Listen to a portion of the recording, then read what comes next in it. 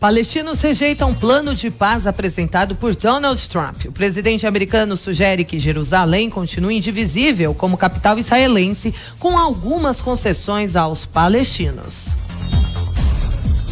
Olha, o plano que o presidente Trump apresentou é um plano muito realista, muito pragmático e muito bom, né? Inclusive faz várias concessões aos palestinos, permite a criação de um Estado palestino com Jerusalém como capital, investimento de 50 bilhões de dólares na região. É um plano muito bom, mas não há chance de ser aceito pelas autoridades terroristas, muitas vezes, dos palestinos, porque a paz não interessa e porque demonizar Israel, querer soluções inviáveis justamente para manter o inimigo vivo, isso tudo é o objetivo real dessas lideranças palestinas. Vamos lembrar que houve quase um acordo em Camp David, lá atrás, com Bill Clinton. Era um acordo muito bom e Yasser Arafat não aceitou, mesmo as lideranças locais exortando a aceitar o acordo, e aí foi lançada uma nova intifada, ou seja, tem muitos líderes palestinos que têm interesse na guerra e em atacar Israel em vez de paz. Não, só lembrar que Camp David foi com Menachem Begin e Anwar el-Sadat, né? E o presidente americano não era o Clinton, mas tudo bem, mas vamos em frente. O que interessa é que o acordo é péssimo. Vamos pensar, né?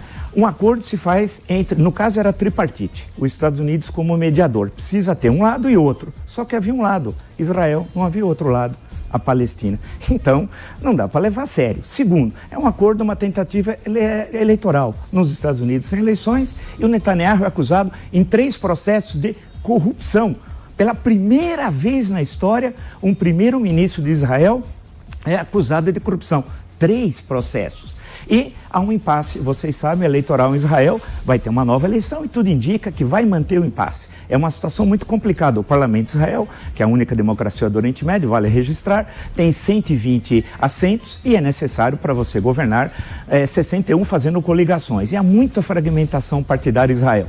A proposta apresentada é absurda. Há um túnel na proposta norte-americana ligando o território da Cisjordânia à faixa de Gaza. Quer dizer, a continuidade territorial vai se dar por túnel. É caso único na história da humanidade. Desde Jericó, né, não há nenhum caso que a unidade territorial se faz por túnel. É uma proposta equivocada, ruim, não é clara e, infelizmente, eu digo isso porque a saída é uma saída através da paz, que é fácil. É extremamente difícil. Que muita gente joga contra a paz, joga. Irã, por exemplo, joga contra a paz, né? Usa o instrumento da aliança com o Hamas na faixa de Gaza ou com o Hezbollah no sul do Líbano e agora com a guerra civil na Síria, ainda não terminada, vale destacar, para torpedear soluções de paz. Então é uma solução complexa, difícil, mas não vai ser feita dessa forma, infelizmente. Tem de chamar as duas partes, ter a participação, o ideal, dos Estados Unidos e da Rússia, né? Porque é uma questão que envolve os interesses também da Rússia, queiramos ou não, ela é uma participante na região e de há muito, né? Antigamente aliado, muito antigamente, aliada do Egito na época do Nasser, depois do Anwar el-Sadat já não foi, portanto é uma situação complexa. Vamos esperar que haja uma solução de paz. Só espero que o Brasil não se meta no meio, porque o Brasil não tem nada a ver com a história, não tem poder político, diplomático e ou militar. Na verdade, várias tentativas de acordo já foram feitas no passado com inúmeras concessões por parte de Israel. Como eu disse, o outro lado não tem interesse. A relação dos refugiados que querem que voltem ali, basta alguém ter visitado Israel, conhecer Israel de perto e a geografia, para ver que isso é inviável, que isso seria realmente a destruição de Israel. E, no fundo, é isso que essa turma das lideranças terroristas da Palestina desejam. Então não adianta ficar jogando palavras vagas ao ar, complexidade, acordo de paz, de conversar, chamar a Rússia para o jogo, porque essa turma não quer nenhum tipo de acordo realista. A proposta americana não é uma proposta ruim, basta ver realmente as pessoas sérias que estão com boas intenções ali e não querendo destruir o Estado de Israel pelas beiradas ou falando em democracia, em um Estado só e tudo mais. Quer dizer, Israel já é uma democracia, tem um parlamento com uma minoria de palestinos, aqueles que vivem lá, são felizes lá. Agora, trazer de volta refugiados e reduzir a dimensão do Estado de Israel e colocar a 16 quilômetros de distância de Tel Aviv os líderes terroristas atuais da Palestina é pedir a destruição de Israel. Isso aí realmente não tem acordo de paz e diálogo possível. Tanto é verdade que não é uma questão de esquerda ou direita. Não é uma questão de esquerda ou direita. Hoje em dia ninguém mais em Israel fala em negociar dessa forma com Hamas e companhia.